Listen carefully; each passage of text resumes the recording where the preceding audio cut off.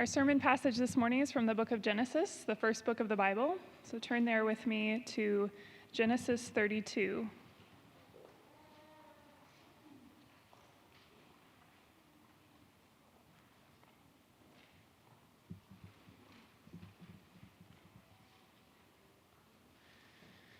We'll be reading Genesis 32 and 33. Jacob went on his way, and the angels of God met him. And when Jacob saw them, he said, "This is God's camp." So he called the name of that place Mahanaim. And Jacob sent messengers before him to Esau his brother in the land of Seir, the country of Edom, instructing them, "Thus you shall say to my lord Esau, thus says your servant Jacob, I have sojourned with Laban and stayed until now. I have oxen, donkeys, flocks, male servants and female servants. I have sent to tell my lord in order that I may find favor in your sight." And the messengers returned to Jacob, saying, "We came to your brother Esau, and he is coming to meet you, and there are 400 men with him." Then Jacob was greatly afraid and distressed. He divided the people who were with him, and the flocks and herds and camels into two camps, thinking, "If Esau comes to the one camp and attacks it, then the other camp is left will escape." And Jacob said, "O God of my father Abraham and God of my father Isaac, O Lord, who said to me, 'Return to your country and to your kindred, that I may do you good.' I am not worthy of the least of all the deeds of steadfast love and all the faithfulness that you have shown to your servant. For with only my staff I crossed this Jordan, and now I have become two camps. Please deliver me from the hand of my brother, from the hand of Esau, for I fear him, that he may come and attack me, the mothers with the children. But you said, 'I will surely do you good, and make your offspring as the sand of the sea, which cannot be numbered for multitude.'" So he stayed there that night, and from what he had with him he took a present for his brother Esau: 200 female goats and 20 male goats, 200 ewes and 20 rams, 30 milking camels and their calves, 40 cows and 10 bulls, 20 female donkeys and 10 male donkeys. These he handed over to his servants, every drove by itself, and said to the servants, "Pass ahead of me and put a space between drove and drove." He instructed the first, "When Esau my brother meets you and asks you, 'To whom do you belong? Where are you going? And whose are these ahead of you?' Then you shall say, 'They belong to your servant Jacob. They are a present sent to my lord Esau, and moreover he is behind us.' He likewise instructed the second and the third and all who followed the droves. You shall say the same thing to Esau when you find him, and he shall say, 'Moreover, your servant Jacob is behind us.' For he thought, 'I may appease him and the present that goes ahead of me, and afterward I shall see his face. Perhaps he will accept me.' So the present passed on ahead of him, and he stayed that night in the camp. The same night he arose and took his 2 wives, his 2 female servants, and his 11 children, and crossed the ford of the Jabbok. He took them and sent them across the stream and everything else that he had, and Jacob was left alone. And a man wrestled with him until the breaking of the day. When the man saw that he did not prevail against Jacob, he touched his hip socket, and Jacob's hip was put out of joint as he wrestled with him. Then he said, 'Let me go, for the day has broken.' But Jacob said, 'I will not let you go unless you bless me.' And he said to him, 'What is your name?' And he said, 'Jacob.' Then he said, 'Your name shall no longer be called Jacob, but Israel, for you have striven with God and with men and have prevailed.' Then Jacob asked him, 'Please tell me your name.' And he said, 'Why is it that you ask my name?' And there he blessed him. So Jacob called the name of the place Peniel, saying, 'I have seen God face to face, and yet my life has been delivered.' The sun rose upon him, and he passed Penuel, limping because of his hip. Therefore to this day the people of Israel do not eat the sinew of the thigh that is on the hip socket, because he touched the socket of Jacob's hip on the sinew of his thigh. And Jacob lifted up his eyes and looked, and behold, Esau was coming, and 400 men with him. So he divided his children among Leah and Rachel and the 2 female servants. He put the servants with their children in front, and Leah with her children, and Rachel and Joseph last of all. He himself went on ahead of them, bowing himself to the ground 7 times until he came near to his brother. But Esau ran to meet him and embraced him and fell on his neck and kissed him, and they wept. And when Esau lifted up his eyes and saw the women and children, he said, 'Who are these with you?' Jacob said, 'The children whom God has graciously given your servant.' Then the servants drew near, they and their children, and bowed down. Leah likewise with her children drew near and bowed down. And last Joseph and Rachel drew near, and they bowed down. Esau said, 'What do you mean by all this company that I met?' Jacob answered, 'To find favor in the sight of my Lord.' But Esau said, 'I have enough, my brother. Keep what you have for yourself.' Jacob said, 'No, please, if I have found favor in your sight, then accept my present from my hand, for I have seen your face, which is like seeing the face of God, and you have accepted me. Please accept my blessing that is brought to you, because God has dealt graciously with me, and because I have enough.' Thus he urged him, and he took it. Then Esau said, "Let us journey on our way, and I will go ahead of you." But Jacob said, "My Lord knows that the children are frail, and that the nursing flocks and herds are a care to me. If they are driven hard for one day, all the flocks will die. Let my Lord pass on ahead of his servant, and I will lead on slowly at the pace of the livestock that are ahead of me, and at the pace of the children, until I come to my Lord in Seir." So Esau said, "Let me leave with you some of the people who are with me." But he said, "What need is there? Let me find favor in the sight of my Lord." So Esau returned that day on his way to Seir. But Jacob journeyed to Succoth and built himself a house and made booths for his livestock. Therefore the name of the place is called Succoth. And Jacob came safely to the city of Shechem, which is in the land of Canaan, on his way from Padan Aram, and he camped before the city. And from the sons of Hamor, Shechem's father, he bought for 100 pieces of money the piece of land on which he had pitched his tent. Therefore he erected an altar and called it El Elohe Israel.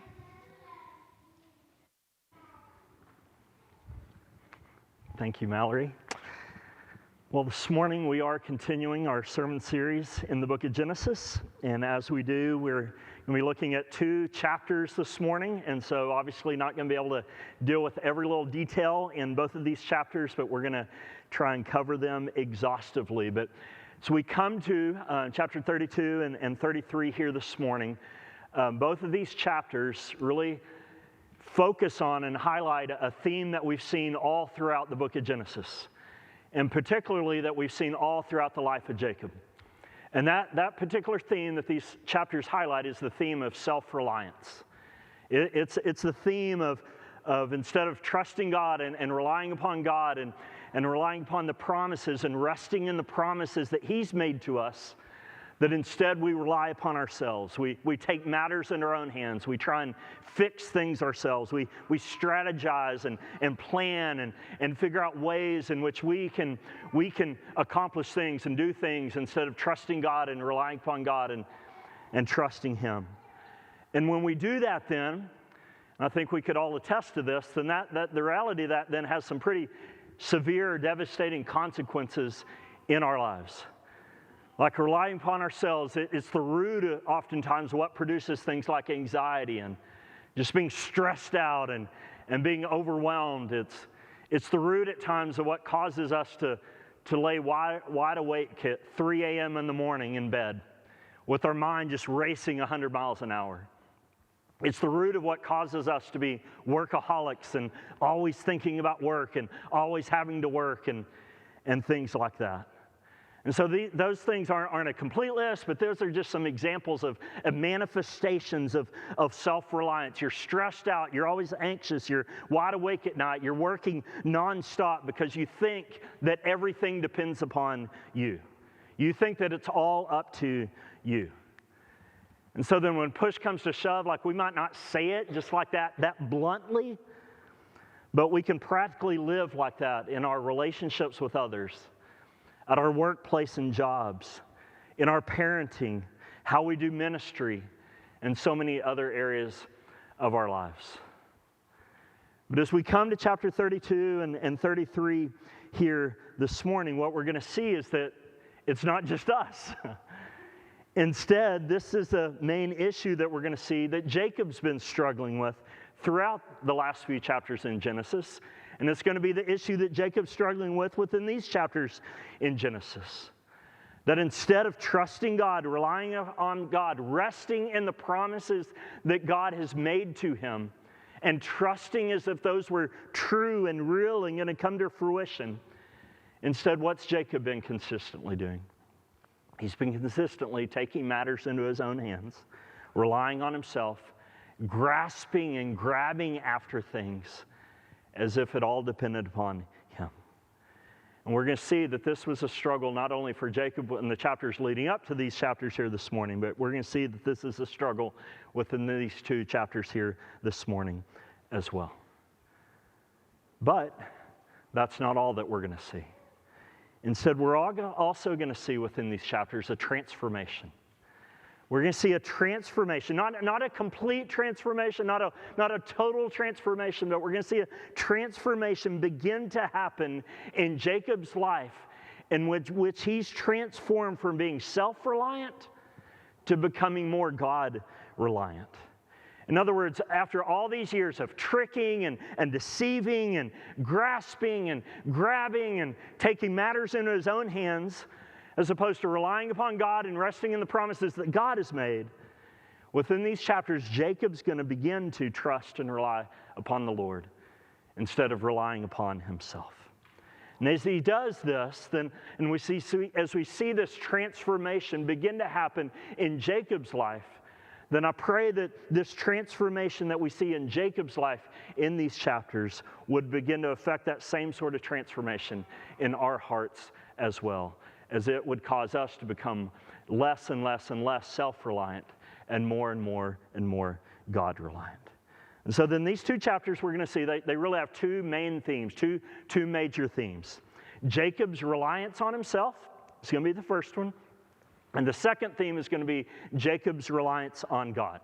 So Jacob's reliance on himself and Jacob's reliance on God. And that's how I've structured really this sermon and kind of how this sermon is going to be structured. So let's begin by following this story. And as we follow this story here, let's begin by seeing how Jacob relies on himself.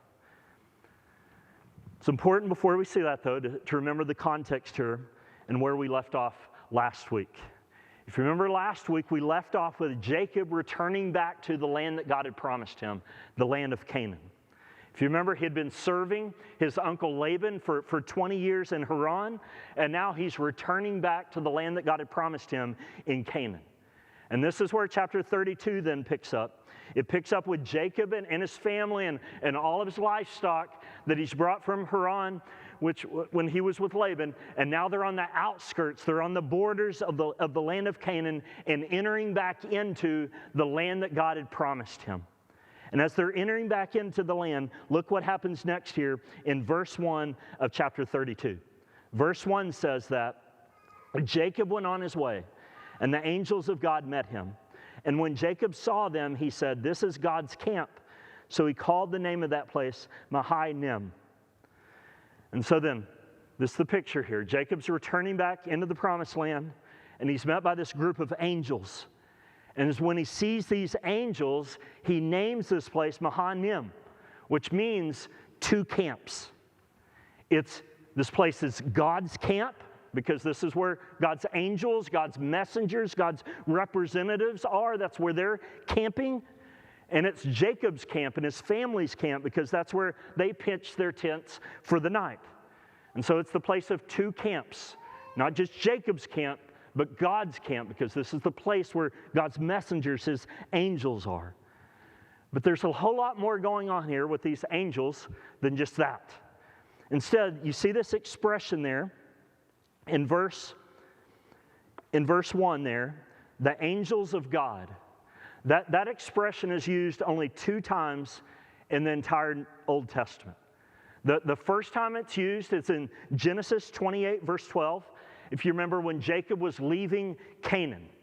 Do you remember that? When he was leaving Canaan and this dream and this picture that he saw? If you remember, he saw angels descending and ascending on this ladder. And as these angels are descending and ascending on this ladder, then God makes this promise to Jacob that even though Jacob is about to leave the land, that God is promising that one day he's going to bring Jacob back into the land. And this land is going to be his, and this land is going to be his descendants. And God is promising that he's going to be with Jacob and see to it that he brings them back to this land. Well, now, as Jacob returns back to the land, he's met by angels once again, just as he was met by angels when he was leaving the land. And these angels, again, are God's messengers. They're the visible representatives and messengers of God that signify that God is present with Jacob, that God is with Jacob. He was with him when he left the land, and he's with him again when he's returning back into the land. He's with him to protect him, to keep him, to ensure that he gets the land just as God had promised him. And so because of that, then, when Jacob sees these angels and are met by these angels as he re-enters the land, it should have brought him great comfort. It should have brought him great assurance that God is with him, that God is doing exactly what he promised to do, that God is going to protect him and be with him and give him this land. Look though what Jacob does in verse 3. It says, and Jacob sent messengers before him to Esau his brother in the land of Seir, the country of Edom, instructing them, thus you shall say to my lord Esau, thus says your servant Jacob, I've sojourned with Laban and stayed until now. I have oxen, donkeys, flocks, male servants, and female servants. I've sent to tell my Lord in order that I may find favor in your sight. And so then remember the context here real quick. It's been 20 years since Jacob saw his brother Esau. And the last time he saw his brother Esau, what did Esau want to do to Jacob? He wanted to kill him. He wanted to kill him because he stole his blessing from his father and his birthright. And so 20 years later now, Jacob probably in all likelihood hasn't talked to Esau at all. But the last time he talked to him, Esau wanted to kill him. And so 20 years later, he's entering back into the land. And as he returns back into the land, he's thinking,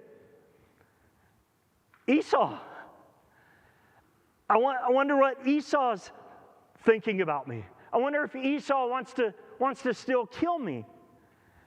And so because of that, then Jacob gets his messengers and he sends them ahead of himself to try and find Esau in order that these messengers would smooth things over with Esau in hopes that Esau will have a change of heart, not want to kill Jacob anymore, and Jacob would find favor in his sight now.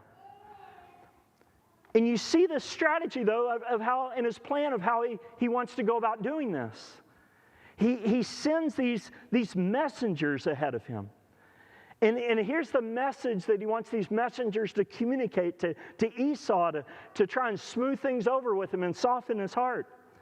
You see it first in how Jacob addresses Esau. He addresses him as his Lord. And Jacob refers to him as Esau's servant. But he also mentions all the livestock that he has. He wants his messengers to tell Esau that he has all these donkeys and flocks and oxen and all these servants and all of these things. In other words, he's flexing his muscles, right? He wants Esau to know he's wealthy, he's powerful, he's strong, he's prosperous. Why? So Esau doesn't mess with him. And so he strategizes and he puts together this plan and this idea of sending these messengers to smooth things over so Esau won't kill him. But in saying all that, there's something in these verses that's really important to see, this word play that's going on in these verses that helps us to understand exactly what the main point of these verses are all about and what Jacob is trying to do here. And that word play is found in, you might want to underline or circle these in your Bible. It's found in verse 1 in the word angels, and it's found in verse 3 in the word messengers. Both of those words come from the same Hebrew word. It's the same Hebrew word, just translated in two different ways. Meaning the same Hebrew word can be translated as angels, or it can also be translated as messengers. And so then in verse 1, God sends his messengers, his angels to Jacob as he's re-entering the promised land in order to assure him that God is with him and going to protect him and going to ensure that he receives the land that he had promised him. Unfortunately, though, God's messengers aren't enough for Jacob. Instead, Jacob takes matters into his own hands and he sends out messengers of his own to Esau in order to try and smooth things over with Esau and gain Esau's favor and keep Esau from killing him. And so then what's going on here? Again, this is just Jacob being Jacob again. This is just Jacob being Jacob. This is just Jacob again, taking matters into his own hands, relying upon himself, trying to fix things himself, coming up with his own scheme and plan and strategy in order to protect himself, rather than trusting in the promises that God has made and resting in the promise that God had made and finding comfort and assurance in that. God had promised that he was going to give him that land. He wasn't going to die. He was going to give him that land. But Jacob didn't trust that. So he took matters into his own hands to try and smooth things over so Esau wouldn't kill him. He relies upon himself instead of relying upon the promises of God. But Jacob doesn't stop there. Instead, he continues to rely upon himself. And we see the next way he does that in verses 6 through 8. Look there with me in verse 6. It says, "And the messengers returned to Jacob, saying, 'We came to your brother Esau, and he is coming to meet you. And there are 400 men with him.' Then the understatement of the year, verse 7, "Then Jacob was greatly afraid and distressed." Like, you think? Like, when Jacob hears that, you know what's going on in his mind? Esau and his big, bad, powerful army are coming after me. And although it's been 20 years, he still feels the exact same way. And he's not just trying to kill me. He's bringing his army to get rid of me as well. But look then at what he does in the rest of verse 7 and 8. In his fear and in his distress, here's what he does.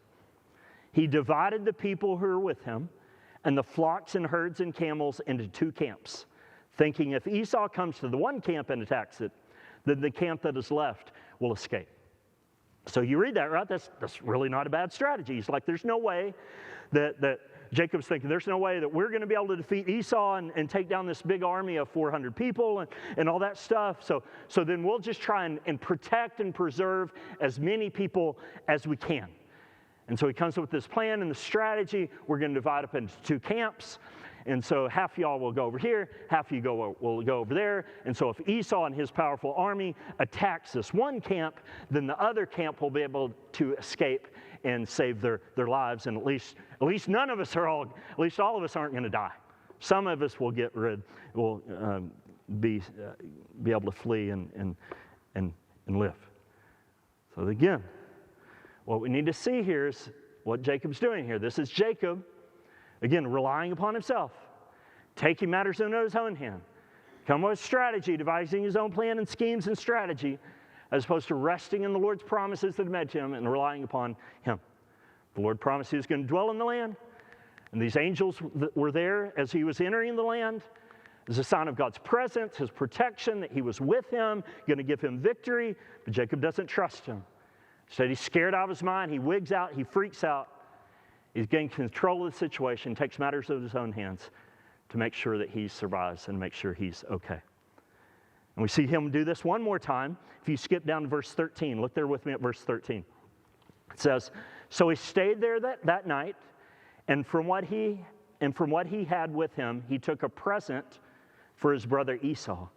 And here's the present: 200 female goats and 20 male goats, 200 ewes and 20 rams, 30 milking camels and their calves, 40 cows and 10 bulls, 20 female donkeys and 10 male donkeys. In other words, this would have been a massive gift to Esau. Like one commentator said that this gift is larger than towns were likely to pay in tribute to foreign kings.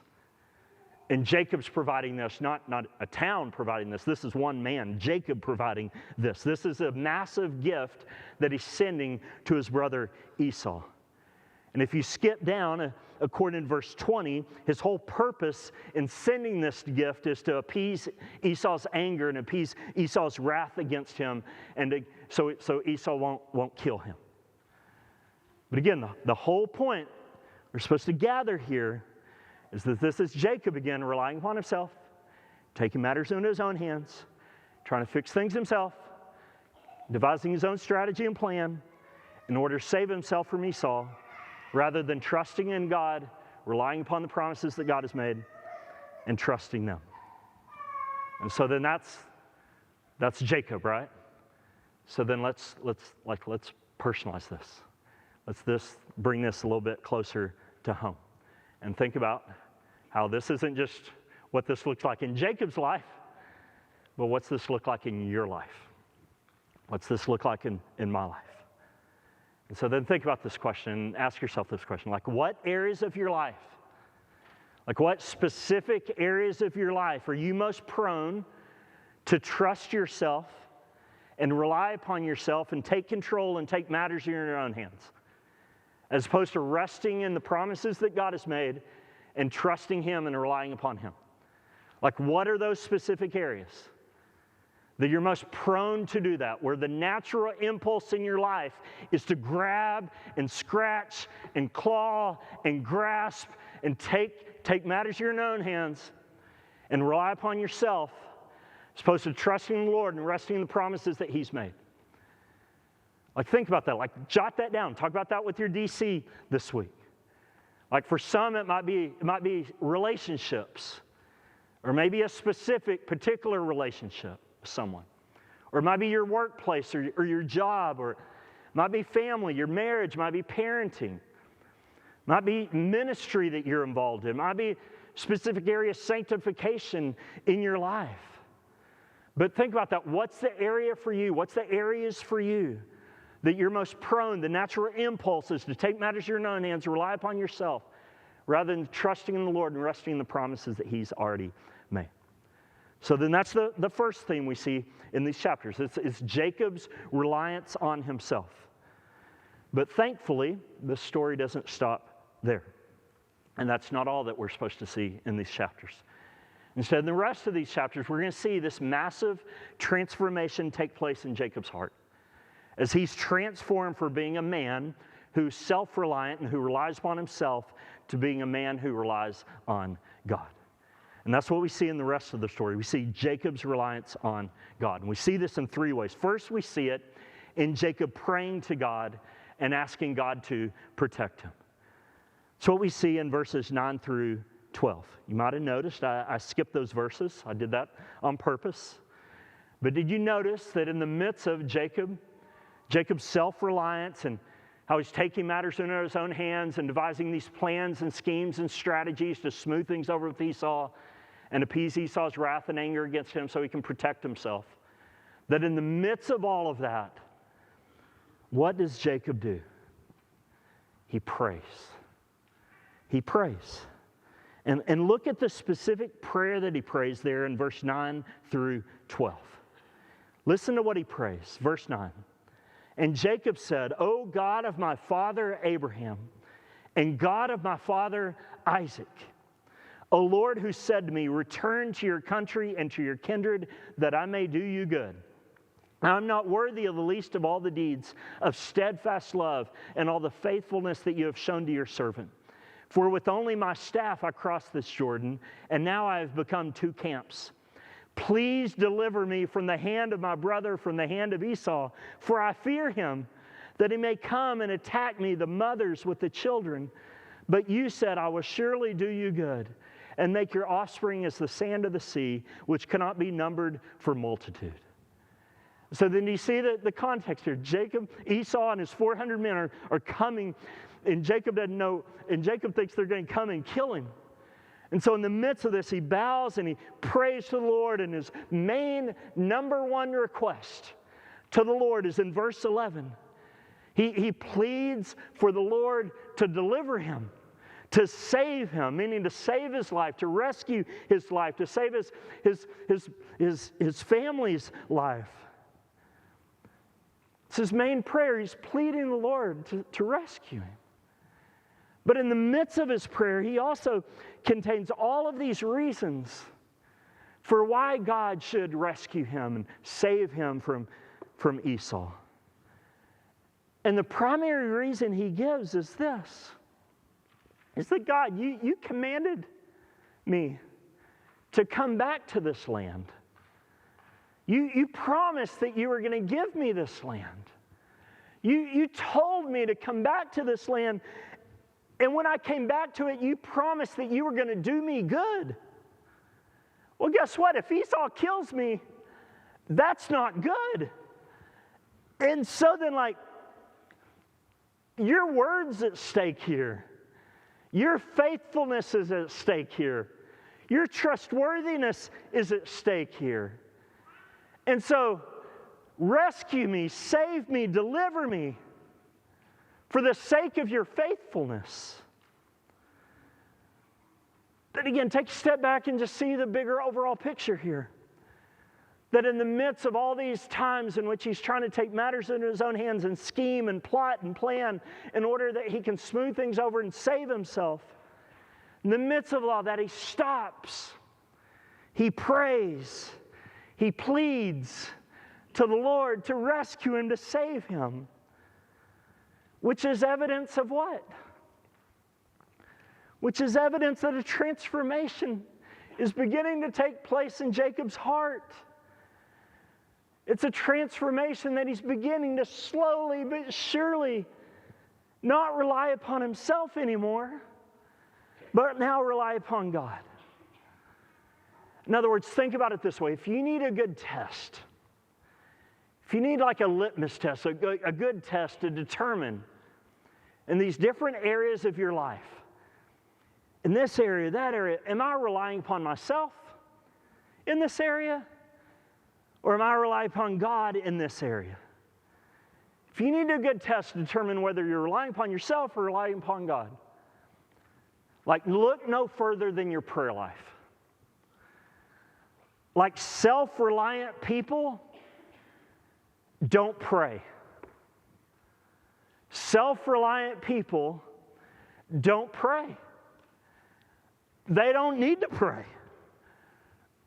They can take care of things themselves. While the primary mark of people who rely upon the Lord and who aren't self-reliant but are God-reliant, the primary mark of their lives is that they pray, they plead, they cry out because they know they're completely way in over their heads and that they lack the resources, they lack the plan, they lack the strategy in and of themselves to fix things. Instead, they're completely and utterly dependent upon the Lord to fix it and to do it. And to do what He's already promised to do. And they rest in that, and they fall on their knees, and they pray. So a good question to be asking this morning for all of us is this. What does your prayer life tell about you?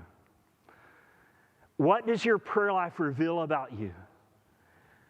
Like when you're faced with an Esau and 400 of his men coming after you, like what's your natural impulse? What's your natural response? Is it to begin to strategize and plan and plot and scheme and figure out how you're going to fix it? Again, there's nothing wrong with strategizing and planning, so I'm not saying that. But is that your first natural impulse? If it is, that's self-reliance. How can I do it? How can I do it? Or is it to pray and demonstrate your reliance upon the Lord? So that's the first way we see Jacob begin to be transformed from being self-reliant to God-reliant. The second way then we see it is in this whole picture of him wrestling with an angel of God and God giving him a new name. And so before we jump into this, let me say this. This is weird. All right, let's just, if you don't think it's weird, you're weird, right? Like what's going on here is it's weird. Like it's one of the most curious, like head-scratching, like stories in all the Bible. And you read it, and you just have all these questions. What about this? Let's just I'm not going to answer all these questions yet for this. I'm preaching 2 chapters, right? So it can't get into every single question you might have about what's going on here. I've got questions about what's going on here that I'm not 100% for sure about. So I want us to stick on kind of the main point of what's going on here within this story, in this wrestling match here, and how it fits within the context of these 2 chapters, and within the context of really the life of Jacob, and really the story of Genesis that we've seen up to this point. So remember, Jacob has just sent out his messengers to meet Esau. He's afraid Esau and his 400 men are going to kill him. And so here's what happened next. See it in verse 22. The same night, he arose and took his 2 wives, his 2 female servants, and his 11 children, and crossed the ford of the Jabbok. He took them and sent them across the stream and everything else that he had. And Jacob was left alone. So again, get the picture here. It's nighttime. Jacob's terrified. He's distressed because he saw his 400 men are coming to kill him. He's done everything that he can up to this point to smooth things over with Esau, to change Esau's mind, get on his good side. And now it's nighttime. And at night he's out there just all alone. And seemingly, out of nowhere, look what happens to him at the very end of verse 24. And a man wrestled with him until the breaking of the day. And when the man saw that he did not prevail against Jacob, he touched his hip socket, and Jacob's hip was put out of joint as he wrestled with him. Then he said, "Let me go, for the day has broken."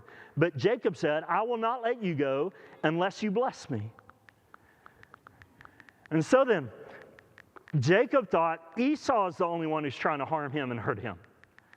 Little did he know, this man, out of nowhere, just comes, and Jacob and him start this like wrestling match with each other. Late at night, out in the middle of nowhere, in dark, and they wrestle from late at night all the way until the sun comes up in the morning. And when this man sees that Jacob won't let him go and won't submit and won't like cry uncle, then this man touches him, he wounds him, and he makes his hip go out of socket. But even after he does that, Jacob still won't let him go.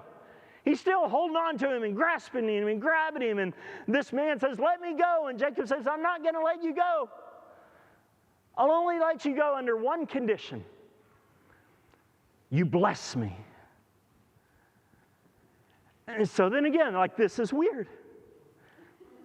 Like, I might be the only one in this room who still watches like WWE. Okay? But this is still weird. And if you have problems with that, we can talk about that later. But it brings up all these questions, like, who is this man? Why are he and Jacob wrestling? What's going on here? Again, I can't answer every question, but in all likelihood, this man is an angel of God. Let's start there. And the reason we know that is because I think the passage is going to allude to that later on in verse 30. But one of the other reasons we know that is because in the Old Testament prophet Hosea chapter 12, verse 2, he refers to the man that Jacob's wrestling in the story as an angel of God. And so then that's who this man is. He's an angel of God. Remember where Jacob is. He's entering back in the promised land, and first thing he does is he meets this group of angels. Well, this man is probably one of those angels that he's wrestling with. And the reason, though, he's wrestling with him, the reason he's grabbing him and holding him and won't let go of him is because he wants this man, he wants this angel, he wants God to bless him. Which, if you think about it, is pretty ironic, isn't it? Like, God's already promised to bless him. He's already promised to bless Jacob. He's already promised to be with him and give him the land and multiply his descendants and shower him with protection and provision and blessing upon blessing upon blessing upon blessing. He's already been promised this. And so then Jacob doesn't need to wrestle God for this blessing and try and grab and grapple and grasp God's blessing. It's already been promised to him. He already has it.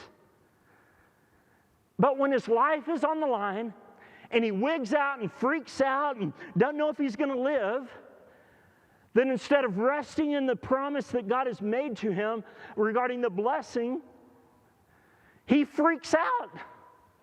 And he does what he always does. He takes matters into his own hands and seeks to gain God's blessing from him, even though he already has it. But guess what? This is what Jacob's been doing his whole life, isn't it? Like, every time God's blessing is threatened in Jacob's life, Jacob takes matters into his own hands and grasps and grabs and seeks to get it and keep it. He did it all the way at his birth. If you remember there, when he was born, he's grabbing Esau's heel, and because he don't want Esau to be the firstborn. He don't want Esau to have the birthright. He doesn't want Esau to have the blessing. He wants it. So he's grabbing it for it. Years later then, he trades a pot of stew in exchange for Esau's birthright and the blessing that comes with that birthright. He's grabbing for it. He's grasping for it. Well, after that, then, what's he do? He tricks his dad, Isaac, into giving him the blessing instead of Esau. Again, he's grasping for it. He's grabbing for it. And now, years later, when his life is on the line, and Esau is coming after him, and 400 men are coming after him, and the blessing is, again, seems to be at stake and threatened, then Jacob does the same exact thing. It's in this way that this wrestling match, it's a picture, it's an illustration of what Jacob's been doing his entire life. Not resting in the promises of blessing that God's already made to him, but instead taking matters into his own hands, grasping and grabbing and seeking to take it and grab it himself. So look then at how the angel responds to Jacob when Jacob asks the angel to bless him. We see it in verse 27. And he said to him, the angel said to him, "What is your name?" And he said, "Jacob." Like you read that, right? That's kind of a weird response that the angel gives here. This is a weird response to the question that Jacob asked. Jacob asked, "Bless me." And the angel responds, not with yes or no. The angel responds with, "What's your name?" It's kind of weird. Why does he ask that? Well, the reason he asks that isn't because he doesn't know Jacob's name. Like, let's get that out on the table. Right? He knows Jacob's name. Instead, the reason he asks that, because he wants Jacob to say it. He wants Jacob to confess it. He asks Jacob what his name is because of what Jacob's name means. His name means, if you remember, one who grabs, one who grasps, one who deceives and schemes. And so then when Jacob tells the angel his name, it's as if Jacob is making a confession. I'm the grabber. I'm the grasper. I'm the schemer, the deceiver. I'm the one who takes control and relies upon myself and takes matters in my own hands and grasps for things instead of relying on God and trusting Him. And look then at what the angel says to Jacob in response in verse 28. Then he said, "Your name shall no longer be called Jacob, but Israel, for you have striven with God and with men and have prevailed." So you see what's going on here and the significance of this? The angel here changes Jacob's name, which is like a really big deal in the Bible. Like anytime someone's name is changed in the Bible, it's reflective of a change of character. It's reflective of a change of calling. It's reflective of a change of one's relationship with the Lord. And that's what we're supposed to pick up here with Jacob's name change. That from this point on, Jacob's no longer, just see the grace and the hope in this, Jacob's no longer the grabber. He's no longer the grasper, the trickster that relies upon himself and takes matters in his own hands and grabs things. That doesn't mean that he's always going to be perfect. Sure doesn't mean that. He's still going to grasp for things at times. At the same time, though, a great transformation is taking place in Jacob's heart as his name is changed from grabber and grasper and deceiver to Israel, which means one who wrestles or one who strives with God. Because that's what Jacob is doing here when this transformation took place. But as soon as his name is changed from grabber, grasper to Israel, then what Jacob has been asking for finally happens. See it at the end of verse 29. He receives the blessing that he was asking for and striving for and seeking to grasp and grab for himself. The angel gives it to him. And in verse 30, he names the place Peniel, which means the face of God. because he's just wrestled with an angel, and he saw the angel's face. Not God's face, but the face of God's messenger, the face of the one that was representing God, the angel. God met him there and changed his name, gave him the blessing, and transformed his life. And the picture here, if you're a Christian, this is a picture of the transformation that has occurred in your life, at your conversion, at your salvation. This is a picture of how years later that God's going to wound another one of Abraham and Isaac's offspring by crushing him on a cross. And how all who turn and trust to him by faith will undergo a name change as well, from enemy of God to beloved son and daughter of God. And how with that name change then comes the blessing of God, the blessing of salvation, the blessing of the land of promise, and the new creation to come. Oh, the transformation that takes place in Jacob's life is a picture and an illustration of the transformation that has occurred in all of our lives at our conversion, from the transformation of being self-reliant to becoming God-reliant. Which then leads to this third and final way we see Jacob change from being self-reliant to God-reliant. And we see this the third way in chapter 33 here, as Jacob responds in this humble, selfless way. He responds in this humble and selfless way. And we're not going to have time to go through all of chapter 33 here. There's a lot here, but what I want us to see here is this contrast that's being made in chapter 33 here.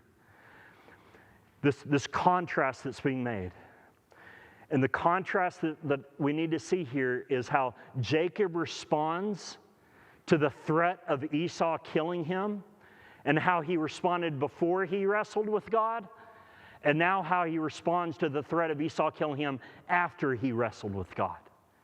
Night and day difference in terms of how Jacob responded to the threat of Esau killing him. And we see this in verse 1. Look there with me at verse 1. Verse 1 says, "And Jacob lifted up his eyes and looked, and behold, Esau was coming, and 400 men with him." And so then, the Jacob that before he wrestled with God, if he would have looked up and saw Esau and 400 men coming, the Jacob before he wrestled with God would have wigged out at this point, right? Would have freaked out at this point. He would have again plotted and planned and schemed and tried to think, okay, what can I do? Here comes the 400 men. What can I do to appease his wrath, smooth things over, gain his favor, and rescue myself? That's what the Jacob before he wrestled with God, how he would have responded. But that's not how the Jacob the Jacob responded after he wrestled with God. And so look at how the Jacob responds after he wrestled with God in the rest of verse 1. It says, "So he divided the children among Leah and Rachel and the 2 female servants. And he put the servants with their children in front, then Leah with her children, and Rachel and Joseph last of all." So you see this picture. He's putting his wives and their servants and wives and kids in this nice orderly line, this nice orderly fashion, with the highly favored ones in the back. And so then you're thinking, right at this point, you're thinking, okay, we've seen this before. Here comes another trick. Here comes another scheme. Here comes another one of Jacob's strategies in order to save and protect himself. But look what he does in verse 3. He himself went on before them, bowing himself to the ground 7 times until he came near to his brother. See that just small little change there? That small little twist there? That Jacob before, chapter 32, just sends, go, you go, and I'll stay back. Now he's like, okay, everybody get in line, and I'll be the first to meet Esau. I'll be the first in line to meet Esau. And look how Esau responds and what Esau does when he sees him in verse 4. But Esau ran to meet him and embraced him and fell on his neck and kissed him, and they wept. You read complete shock, right? Like Jacob's thinking he's going to kill me, but instead he hugs him, he embraces him, he kisses him, and he's so glad to see him that he starts crying, he starts weeping. And as the reader, you read that and like, what a shocking, surprising turn of events. Then in verses 5 through 7, Jacob introduces his family to his brother Esau. And then in verse 8, Esau asks this question. He asks Jacob, what do you mean by all this company that I met? And what Esau is referring to here is back to chapter 32 and all the livestock and droves of livestock that Jacob had sent to him as a present. Esau's like, why'd you send all that? Like, what's the point of all that? What's going on with all these livestock that you sent me? And Jacob's like, it's yours. They're all yours. Take them. And Esau's like, no, I don't need them. You take them. I've got enough. And Jacob's like, no, God's been gracious to me. I've got enough. You take them. Then finally Esau's like, let's stop arguing. I'll take it. It's like fighting over the check at dinner, right? Or at a restaurant. But the key point in all this that we need to see is this transformation that takes place in Jacob's heart. Now he's relying upon God instead of himself. That Esau takes all this livestock, and then in verses 13 through, or in verse, the rest of the chapter there, verse 15 through the rest of the chapter, verse 12 through the rest of the chapter, then they part ways. But the point again that we need to see here is this transformation in Jacob's heart. How he's beginning to slowly but surely rely upon God and not rely upon himself. We see that in verse 3, as he's the first in line again to meet Esau, even though he thinks that Esau could kill him, I guess. We see it in verse 5. Look at verse 5. When Jacob refers to his children as the children whom God has graciously given to him, he says the same thing in verse 11 when he says that God has dealt graciously with me. In other words, do you see the change there in Jacob's life? He's not taking credit for any of this. He's not taking credit, it's because of my schemes and planning and strategy that I've got all these children. Oh, it's because of my plans and schemes and strategies that I have all this livestock. No, in verse 5 and 11 he says, God has graciously given to me these things. He's giving God the credit for these things. And we see this transformation from self-reliance to God-reliance in verse 10. When Jacob says that seeing Esau's face is like seeing the face of God. He doesn't mean by that Esau looks like God. Instead, he's attributing Esau's acceptance of him to God. That up to this point, Jacob's tried every trick in the book to get Esau to accept him and not kill him. But finally, when he does, Esau does accept him. Jacob doesn't pat himself on the back and say, man, I did it. Look what I did. I changed his heart, changed his mind. Instead, when Esau finally accepts Jacob, Jacob attributes Esau's acceptance of him to God. And that's why he says, I've seen the face of God. Meaning the only reason that Jacob can give for why Esau accepted him and embraced him wasn't anything that Jacob did to smooth things over, but it was everything that God did in Jacob's heart in his life. So much so that he's like, I see God at work, or I see the face of God. And so then these are small little evidences of the transformation, of the change. They're not humongous. They're just small little pieces of evidence, right? Of the change, the transformation that's happened in Jacob's heart, and how he went from being self-reliant to being God-reliant, and those things. And so the question then is what about you? Like, if this is what the transformation from being self-reliant to being God-reliant, what it looked like, the evidence of that in Jacob's life, in Jacob's heart, and his interaction with Esau, then what about you? What does it look like in your life? What does this sort of transformation from being self-reliant to God-reliant look like? How does it manifest itself practically and tangibly in your life? In other words, think back on those questions I asked you earlier about like what area of life or what areas of life that you're most prone to rely upon yourself and you're most prone to take matters into your own hands rather than trust in God and rely upon the promises that He's made and that He's given to you. Again, for some, that might be parenting, your job, your workplace, ministry, a relationship, whatever that is. Think about that area.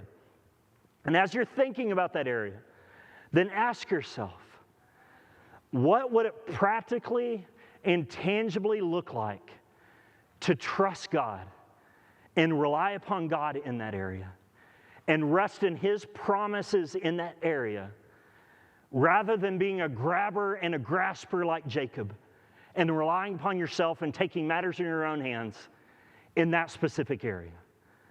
Like practically speaking, what would it look like? How would that manifest itself in that area for you to not rely upon yourself, but for you to trust and rely on God and rest on His promises? Maybe it means that instead of immediately planning and scheming and strategizing, you fall on your knees and you pray first. Maybe it means that you commit to memory specific promises that God has made to you in Scripture that you need to remember in those specific times that will free you from relying upon yourself and compel you then to trust God and rest in the promises that He's made. Maybe it's accountability and confessing that to others and allowing them to speak into your life and ask you about it. And whether or not you're trusting in God in that area or whether or not you're relying upon yourself. Like those are some practical, tangible questions, practical, tangible steps I think that are helpful to be more God-reliant than just simply self-reliant. But I want to close with this. As good and helpful as those questions and those practical steps are, they're not enough to affect lasting change in your heart when it comes to what and who you're relying upon. Instead, the greatest antidote for self-reliance is the gospel. It's the gospel. Because the gospel reminds us that there's absolutely nothing we can do to save ourselves. Like there's nothing we can do to justify ourselves for God. There's nothing that we can do to satisfy God's wrath against us for our sins. Like there's nothing. You can't do it. Instead, salvation is 100% completely and utterly dependent upon God. It's completely and utterly dependent upon Jesus' work on the cross and His resurrection. Salvation, God doesn't rely upon you at all to save you. You don't contribute anything to it. Nothing. Not even iota. You just receive it by grace through faith. And as you remind yourself of that reality and preach the gospel to yourself and remember and remind yourself that you add nothing, you contribute nothing, you did nothing to work and to effect and to achieve and to grasp and grab hold of your salvation. It was simply given to you. It was all of God's doing that was given to you as a gift. And as you work the reality of that into your mind and down to your heart, then I guarantee you it'll have a humbling effect on your heart and cause you to become more and more dependent and rely upon God and less dependent and relying upon yourself. Not only when it comes to the reality of your salvation, but also when it comes to the reality of every other area of your life as well, that you're so tempted to take matters in your hands and grasp and grab for. Like that's the transformation that began in Jacob's life in these chapters. And that's the transformation that I pray that God has used these chapters and the example of Jacob here that he will affect in our hearts and our lives as well, from being self-reliant to being God-reliant.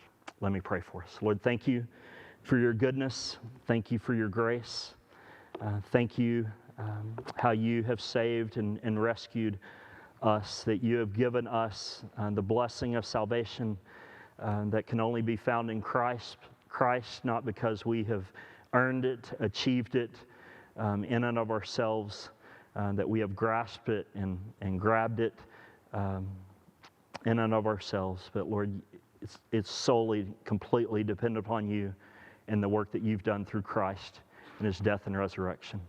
And so I pray that the reality of that when it comes to our salvation would be the reality of every area of our life, not only our salvation, that we would live every area of our life completely and utterly reliant and dependent upon you and not reliant upon ourselves. And so God, work that into our hearts. In Jesus' name we pray. Amen.